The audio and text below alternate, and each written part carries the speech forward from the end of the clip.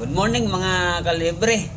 So marami nagtatanong sa atin sa mga error code. So yan ay bibigyan natin ng kaunting video lang. So guide para sakaling yung iba may ka-encounter sa mga ganitong error.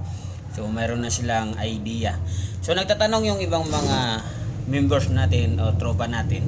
So yung kasi ngayon tag-ulan, di ba?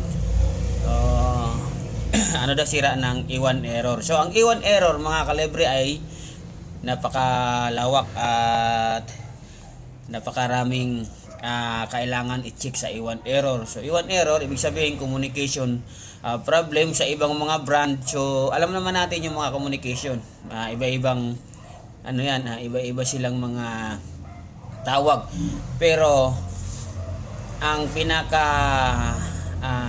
ano nila ay communication problem. So sa higher, halimbawa sa higher E7, sa Coppel E1 error. Pero dito muna tayo mag-focus sa E1 error. Ang E1 error ay napakamarami talaga problema. Una, ang communication line, i-check nyo kung may putol ba, o may grounded, o may resistance. So mag-E1 error yan yung aircon natin.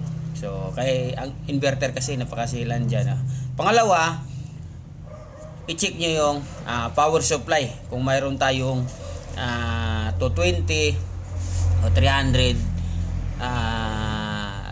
20 DC, 15, 12 saka 5 volts. So napaka-importante yan ang voltage checking natin mga kalibre. So pangatlo, so ito yung signal nito. So subaybayan nyo yung circuit niyan, ang signal na yan hanggang dito yan, no? So isa din yan sa nag-E1 error kung sira itong optocoupler, kung may putol na circuit dyan, nag-E1 error din yan. So walang power, E1 error din kung shorted yung diode tsaka MOSFET. Kaya talagang napakahirap mag-trouble ng board kung wala tayong idea mga kalibre sa basic electronics.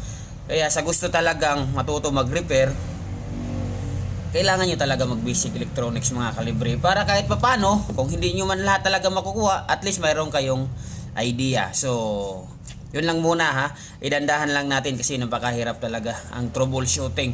So sa sunod naman, so marami nagtatanong, bibigyan lang natin ng kaunting video yan mga kalibre.